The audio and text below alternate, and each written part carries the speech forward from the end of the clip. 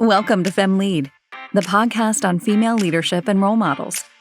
This show aims to inspire and equip you with the tools you need to navigate your career plans. FemLead brings inspiring career perspectives and strategies to guide your path to success. Your host, Alexandra, will interview role models on new, exciting topics with each episode. If you like what you hear, give us a review and subscribe to the show on your preferred streaming platform. Enjoy. Hello, everyone, and welcome to a new Family Podcast episode. I'm very excited for today. We have a special guest, and we also have a new area of expertise being shared here at FemLead. We're going to talk about wealth management and well-being and financial freedom with our next guest, Ula Caroto, who is a mentor, coach, thinking partner, and a trusted wealth being.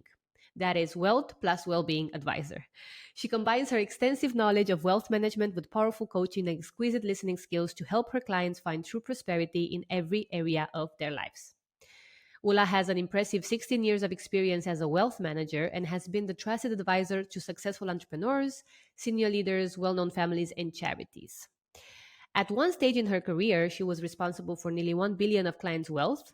And unusually for the male-dominated investment world, women had accounted for over 50% of her client base. That gives a testament to her understanding of how women approach investing and what they need to be successful. You will hear a lot of advice and a lot of reflections on that topic here today. She is also the founder of UC Impact Coaching and Consulting, a company that focuses on empowering ambitious and driven people and organizations to achieve impact, inner mastery, personal and collective transformation, and she helps her clients overcome challenges, accelerate growth, and amplify their impact. We're going to talk about a lot of interesting concepts today. I'm very happy to share this interview with Ula. She's a really fantastic role model, and she will bring in a couple of other concepts that I'm sure you are very happy to learn about. You're very welcome to follow Ula on LinkedIn, but also check out her website. We're going to share all the links in our episode description, and I hope you enjoy this episode. It's a good one. Hello, Ula. Welcome to Family Podcast. It's a pleasure to have you here with us today. I'm so excited. Tell us, how do you feel today? Hello, Alexandra. I'm very well, thank you. Really excited to be part of this with you, to be going on this journey together. I'm really happy that we get to do this. We've met so far online, but hopefully soon in person as well in one of the upcoming trips. And I've been admiring you, and I'm really happy that we get to talk about a new subject here for us. We're going to talk about your impressive career in wealth management, but also the aspect of well-being, and also your journey to empowering more women into knowing more about their finances, but also about their worth and their setup. So I want to start by focusing a little bit on the very extensive career you have within wealth management. And I was wondering if you could share with us, what first got you into this field and what motivated you to pursue a career in it? Yeah, thank you. Yeah. So I'll be very honest. The younger me had no idea she would be going into wealth management career. As a kid, I wanted to be a vet. I love animals, so becoming a vet was a no-brainer. But quite early, I realized three things. I'm not good with blood. My memory wasn't so good for memorizing the biological concepts and structures. And as a vet, I would have to put animals down. So luckily quite early in, I realized, I had to rule out being a vet.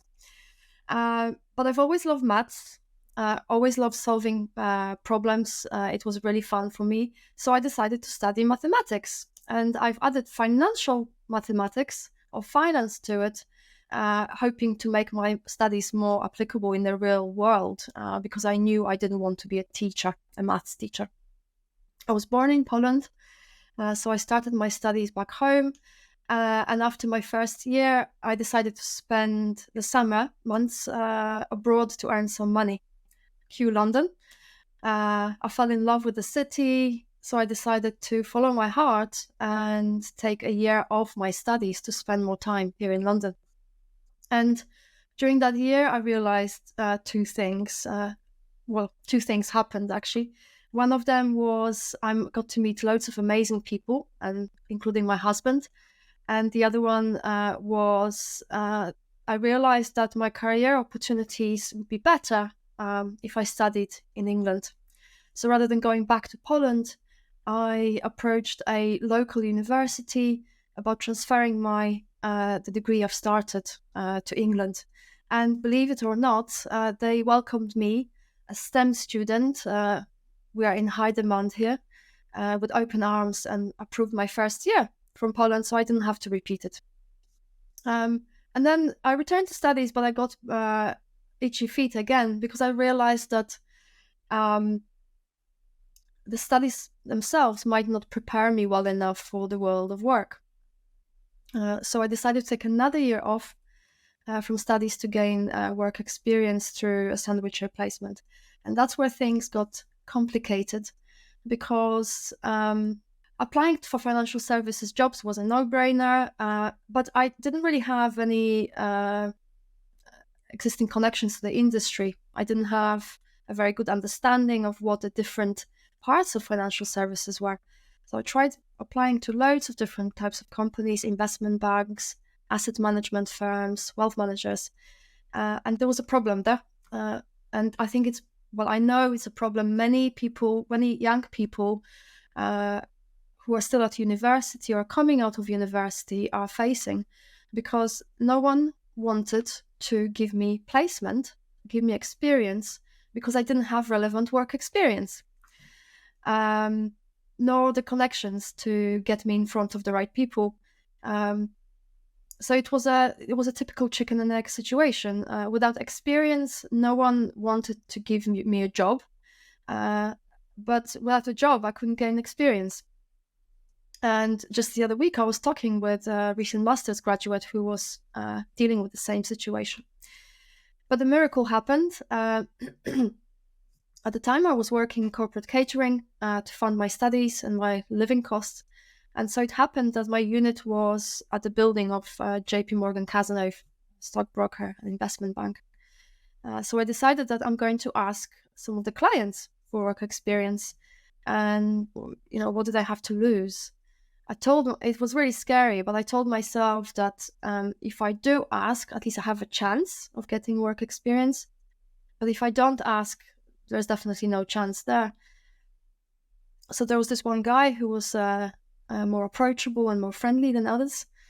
And one day, feeling really nervous, my hands get sweaty just thinking about it, I approached him and I asked him. I said to him, "Hello, I'm currently studying financial mathematics. I'm looking for work experience. Do you happen to have any work experience opportunities for someone like me?" And he said, "Yes, just send me your CV and I can see what I can do." And he ended up offering me an 11-month contract. And this is how my career in wealth management began. His name is Julian Walker-Hazel, and I will be forever grateful to him for helping me start my career. And I got to work at that company for 13 years and build my career there.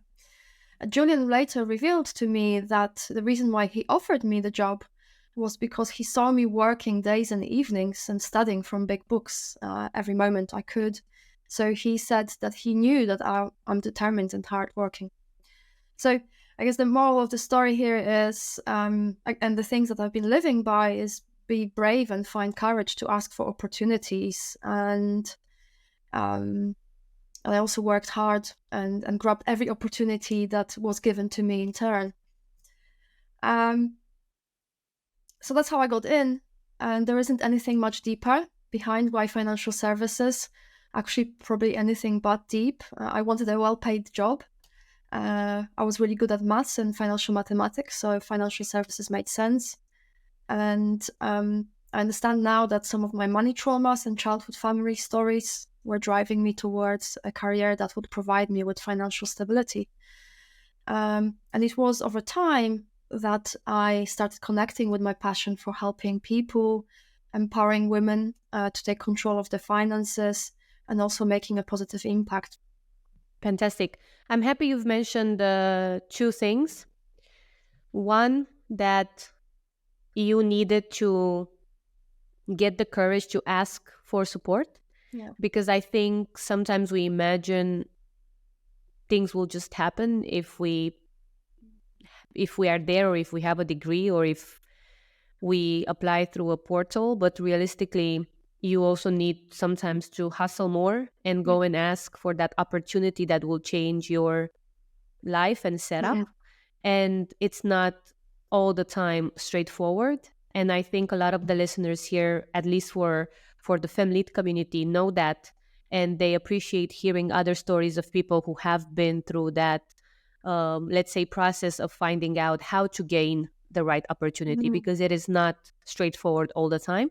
Yeah. And not having the courage to ask for maybe extra support, or just foot in the door, I want to get an opportunity, can really make a difference, and not necessarily for the better. And I really want to encourage everyone to stop thinking that they're doing something wrong if they are going for the opportunity, because it's just not how things will happen for you if you don't take a step forward for yourself. Yeah. And it's totally fine to do that, even though it may sound like uncomfortable, or it may be very different than how your friends are doing things. And I Yeah. think that that's one of the main takeaways for me from what you've shared, which is very important to remind people. And then the second one is talking about money and a job as a way of making ends meet. I do not want to shy away from the fact that, of course, we have a podcast here about building fulfilling careers, but sometimes you also take a job because it's well paid and it will bring you closer to your dreams or your needs and wishes, that also can be financial. And I am happy you've mentioned it, because you don't need to know from the beginning of your career what Yeah. your moment of eureka is and what exactly speaks to you. It's also okay to kickstart a career knowing that what you need is or what you want is to work in a specific industry, to have a good paycheck, and to build up a career that maybe in a few years will reveal maybe something deeper, or maybe it will reveal what your core skills are, and then you can utilize that somehow else. I think it's okay to be also honest about the fact that we don't find our fulfilling role and career from the beginning of our start as a graduate, and that's totally fine. And I'm Mm. happy you've mentioned that, because I feel that some of our also listeners believe that they missed out on finding that. But realistically, it's a journey, so it doesn't happen by itself. You need to try things out, and then you also need to try Yeah. things out and see what setup is the best for you, and what you actually like to be surrounded by, and which environment you want to be in. So thank you Mhm. for mentioning that, Ula. Yeah. It's an important one. Yeah, very And much. in the intro, we've mentioned that you also had a lot of I would say interesting, and also good customer base. You work with entrepreneurs, you work with charities, you work with family offices, you work with wealth, right? Hmm. And I wanted to ask you if you can tell us about a particular, I would say, maybe challenging and also rewarding experience from your time as a wealth manager that really stands out in your memory. Yeah, sure. I might tell you about a rewarding experience because I've got a few challenging ones as well, which I can share. But I would love to start with the rewarding because definitely it was a challenge for the family that I worked to. So I think it might be a good example. So there's a family that I worked with many years ago. Let's call them Mr. and Mrs. B, and they've worked hard all their lives. They came from a working class family and built their garment family business from scratch. And when I met them, they were at the stage where they were ready to start thinking about life beyond their business. They felt they had worked long and hard enough, and that the time has come to sell their business and enjoy life. They were on the cusp of becoming multimillionaires. And you know what? They were happy. Their hard work has paid off, and their dreams of traveling the world um, were about to come reality. But what was happening as well was that they were really worried too. Here they were going to stop working and start spending their money. That's a scary concept in itself for so many of us who have been working all their lives and seeing or working for money. So the idea of spending our savings is very, very difficult. And on top of that, they had young children, and they wanted their children to know the value of money rather than turn into the kind of people that felt privileged and didn't appreciate that hard work is required to succeed. And this is very common in life. We succeed, we progress, we go on to the next step. And with happiness and achievements come worries. And this couple approached it really well. They've spoken with friends.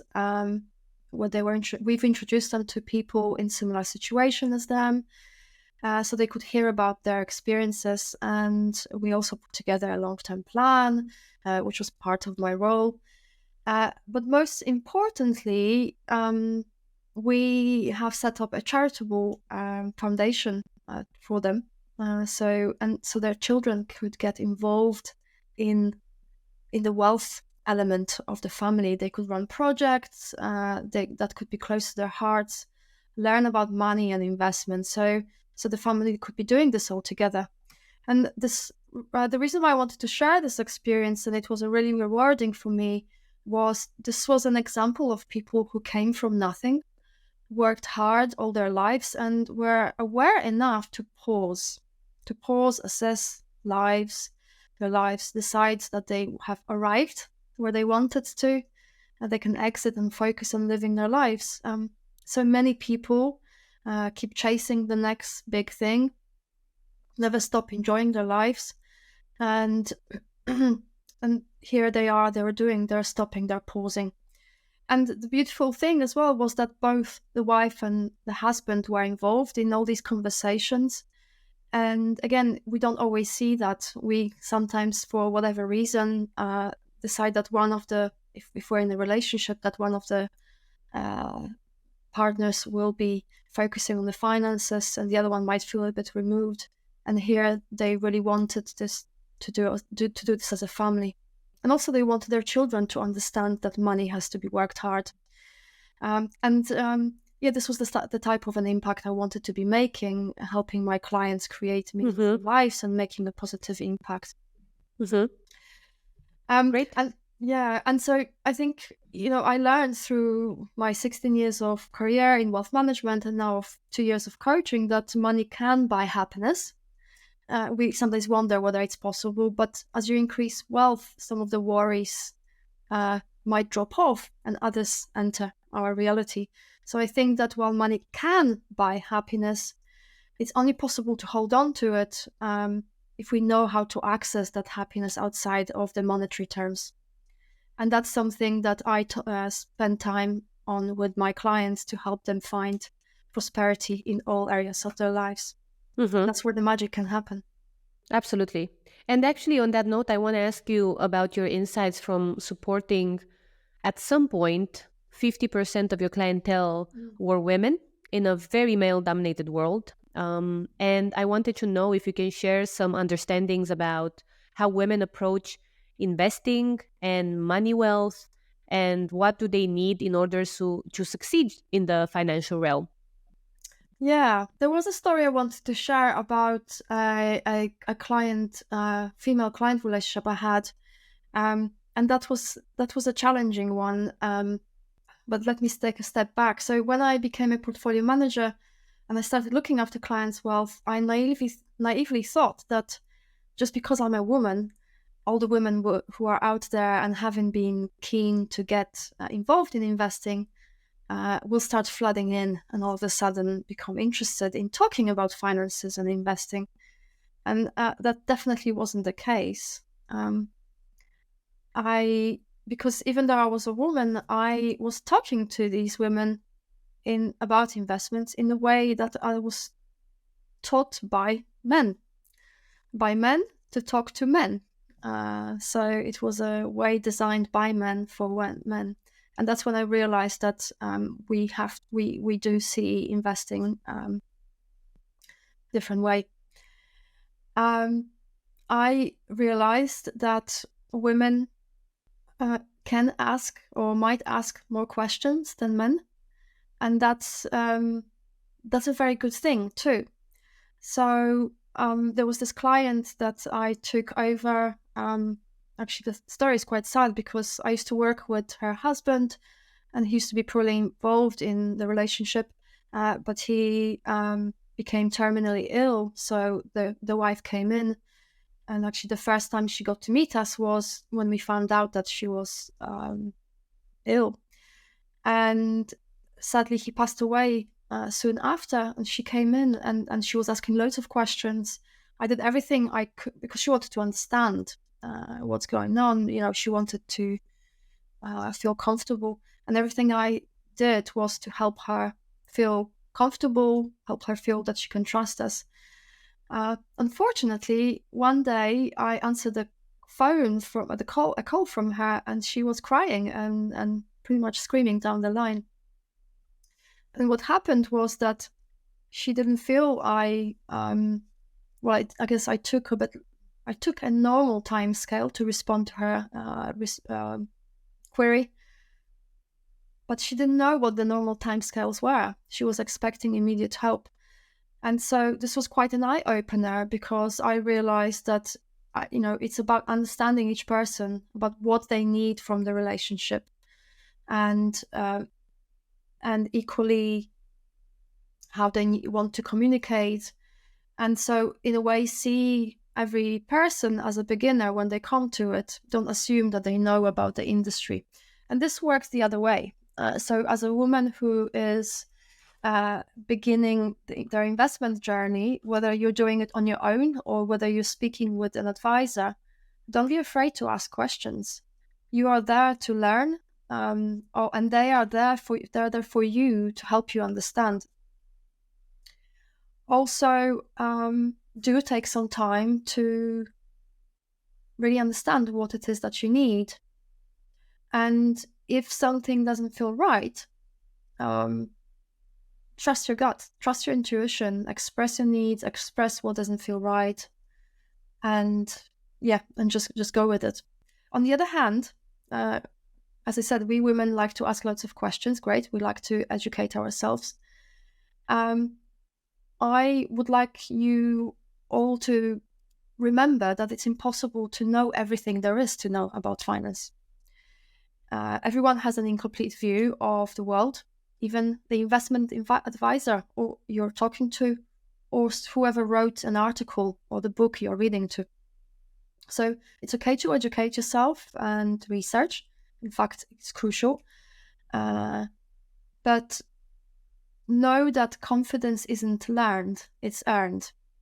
So you need to be doing it. The finances, the saving, the investing to become confident. You will not become confident by reading about it.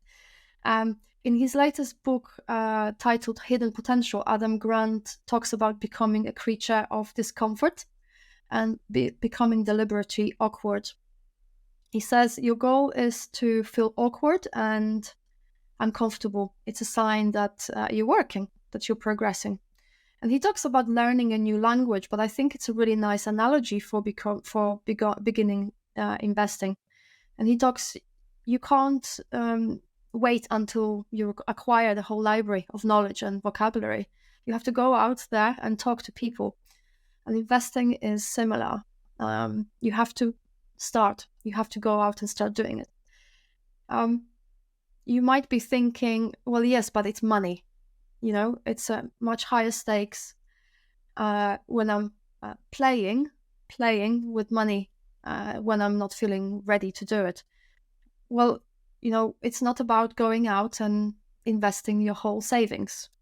It's about starting with a little amount. There are some platforms out there that you can start investing with as little as £10 a month, and that's the way to start. Women like to collaborate and think together, and this translates to how we like to invest too. So a few years ago, I took part in a hackathon during which we researched and created solutions to encourage more young women to begin investing.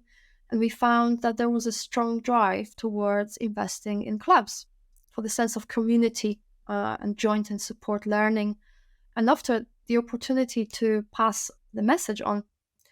So if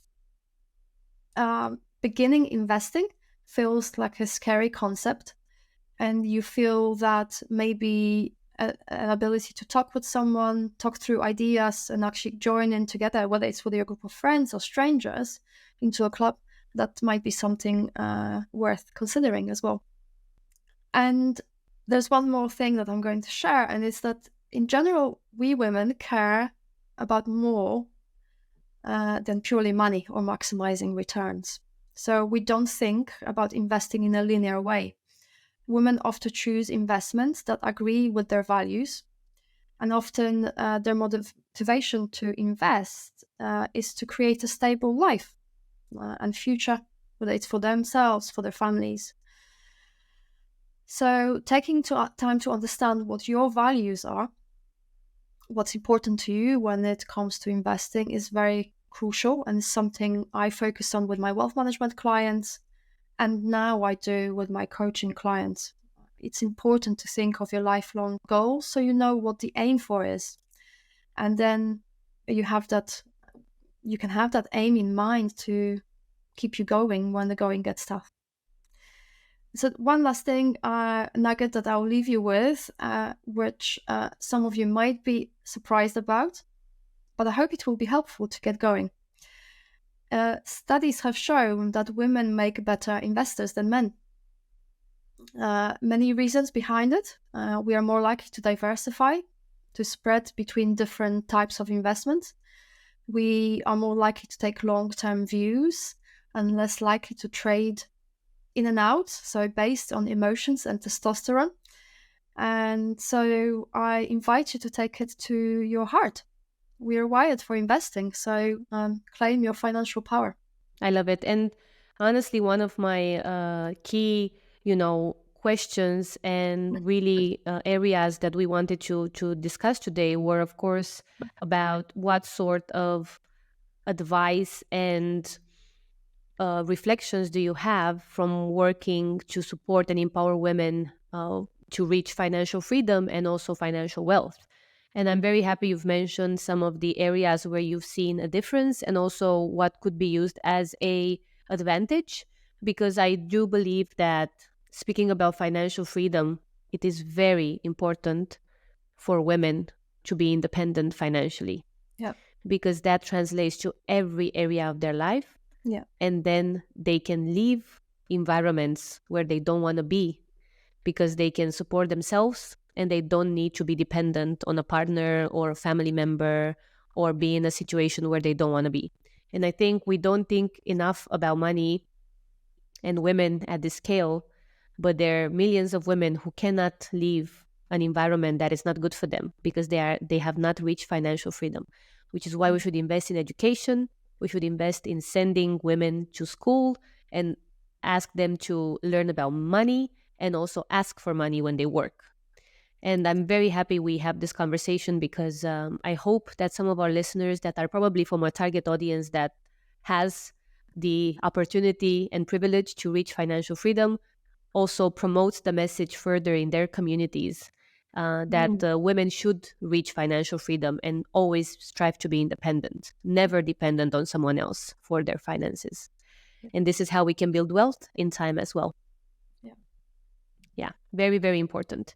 You also founded a impact coaching and consulting company, a UC Impact Coaching and Consulting, where you focused on empowering people and organizations to achieve this inner mastery and transformation, like you call it.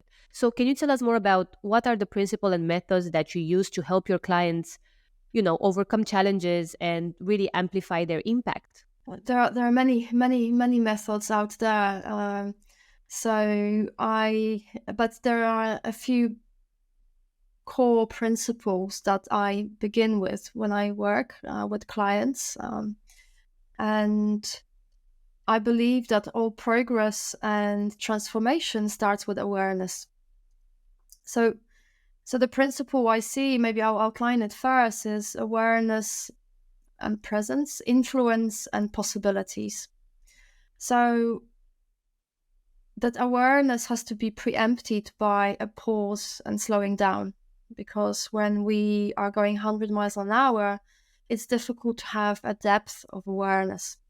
So this is what I help clients achieve. And I think A lot of us believe that we have awareness, that we have very deep awareness, and because we are constantly conscious and worried about our thoughts, about what we said, how we behaved, and how others see us. But it's not a very efficient way of to lead to inner mastery and transformation.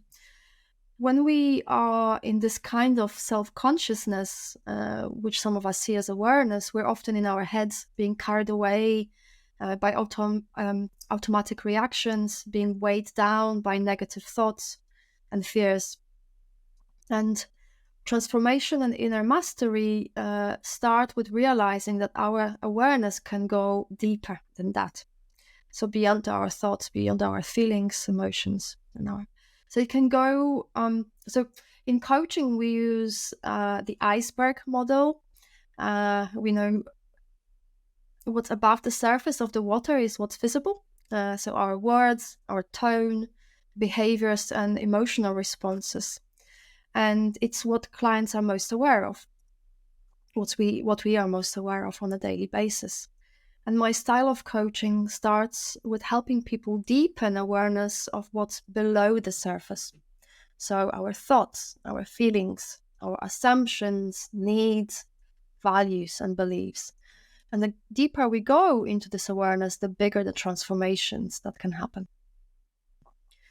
And deepening awareness is a life practice in itself. As soon as we start getting a glimpse of it, though, this light within us, we can start influencing others. And first of all, we influence our lives and ourselves in a new and more effective way. And that's where the influence element begins. So we can influence. Influence is like a flow of energy. So we can influence from within us to others. We can influence from within us into our inner selves. And there's many other ways that this can flow. We can dial it up and down like a radio dial, depending on the situation. And I think some of us can see influence as this something maybe negative. But when it's used in the right way, it can be with the right intentions. It can be a great thing. Zoe Chance wrote a great book titled "Influence is Your Superpower," and she talks about becoming someone people want to say yes to. And it is something that I work on with my clients. But what we start with is about empowering my clients to become someone they want to say yes to. So, for example, this year I worked with a client who was very anxious, had a very low self-esteem, and despite being quite successful in her career, she attributed her success to luck, quite frequent too. And this was blocking her from making connections with her colleagues, from performing in her role, and from being happy on a daily basis. Well, since we've started working together, she, that was about 6 months ago, she has been promoted to a much more senior role within her organization. She has deepened her awareness of her thoughts and feelings. We unpicked some of the limiting beliefs that were holding her back. For example, she believed that showing emotions was making her look weak.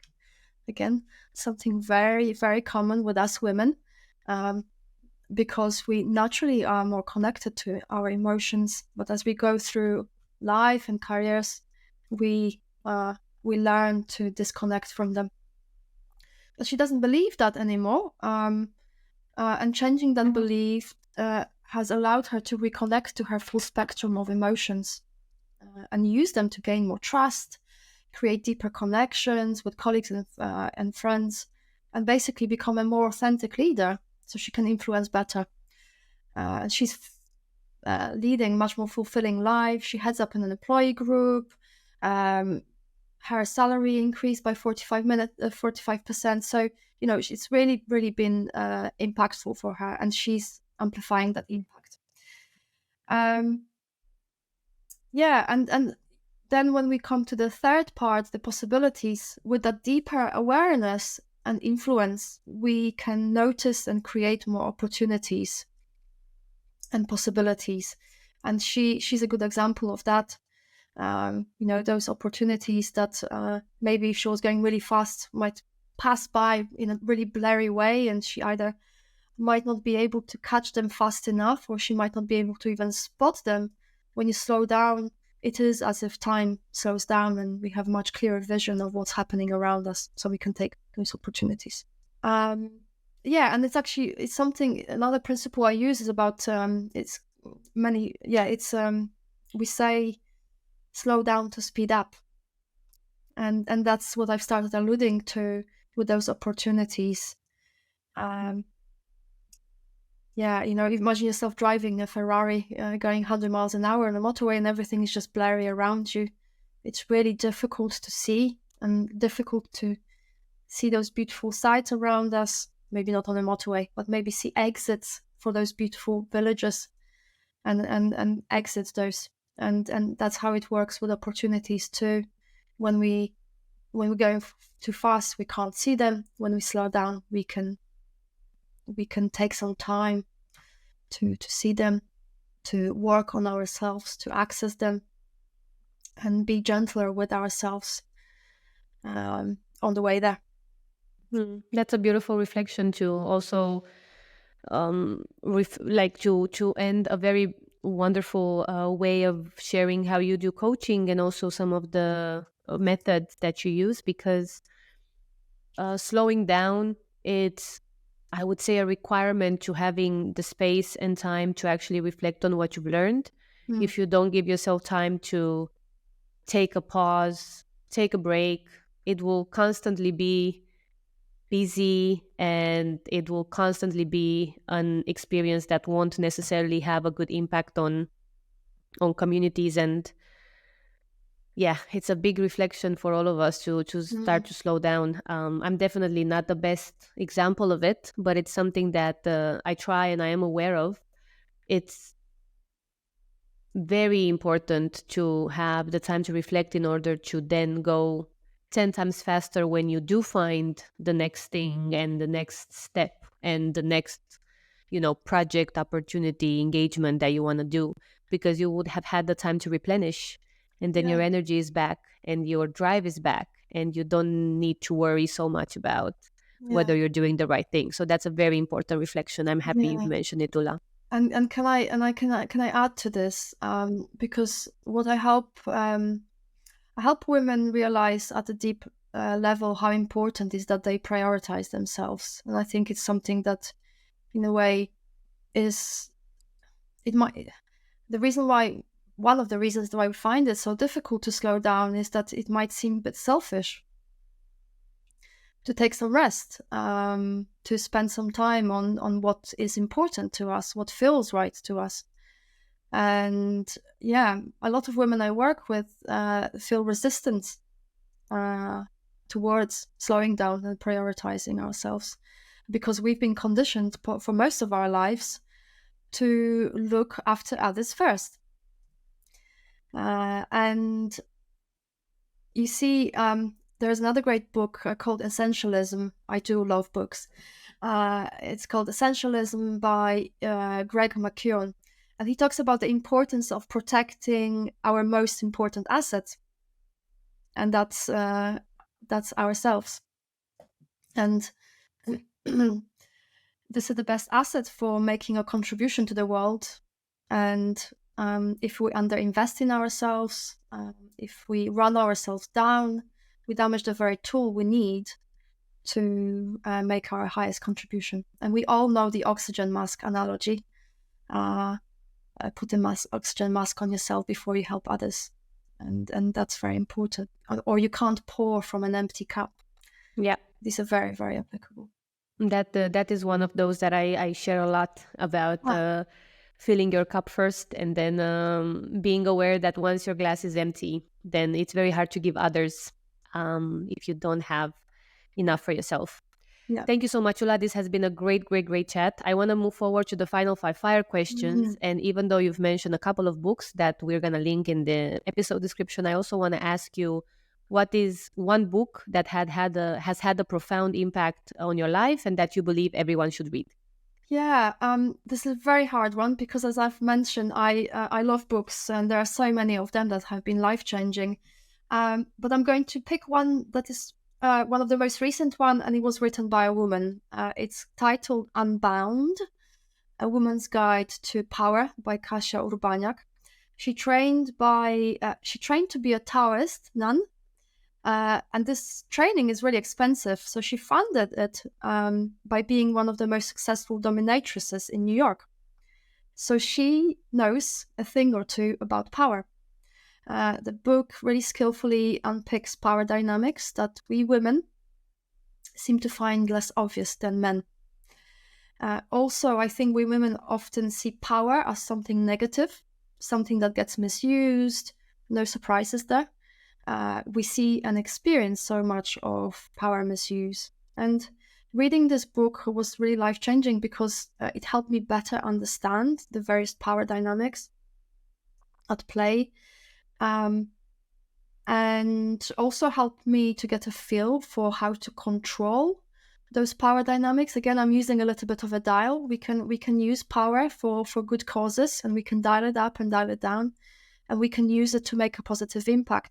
And she also helps help me to realize how, when we are in power and become very clear about what we want, we can learn to ask for bigger and more, and that's how we can make even bigger impact. I really recommend it to all women and men.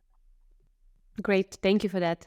Can you share the best piece of advice that you have ever received? That's a really hard one because when I feel like a lot of advice I have received I haven't listened to. That's an inner critic in me. But actually, I think the best advice has been maybe the one that life has given me, and it's actually quite sad because my close friend, who was also a colleague, sadly passed away a couple of years ago at the young age of 26, and she was putting her life on hold. She was very successful in her career, but naturally decided that she'll focus on the career rather than living life and maybe starting a family. And unfortunately, she had received her cancer diagnosis before reaching 25 years old, and her life as she knew it ended there. Naturally, it was very heartbreaking for her and those around her. And as I was processing my grief, I realized how much of my life I had been putting on hold until some future date when I have more money, when I'm more successful in my career, when I feel more accomplished. And these are virtual points in the future. So it really helped me, again, take a pause, reassess what's important for me, and realize that to achieve happiness, I have to work on it right now, or I have to be reaching for it now, even if there isn't a perfect scenario in my mind yet of how I might do it. Yeah, that's how ultimately I didn't realize it then, but that's how ultimately it led to me leaving my corporate career and starting my business. But for anyone, it can be about ending a relationship that is not working for you, starting a business. Yeah, don't put it off. You never know when life as you know it might end. A good reminder, a sad but good reminder. Okay, who is your role model? My next question is. Who is your role model, and what qualities do you admire in them? Yeah. My role model is my friend and my mentor, Letitia Osborne.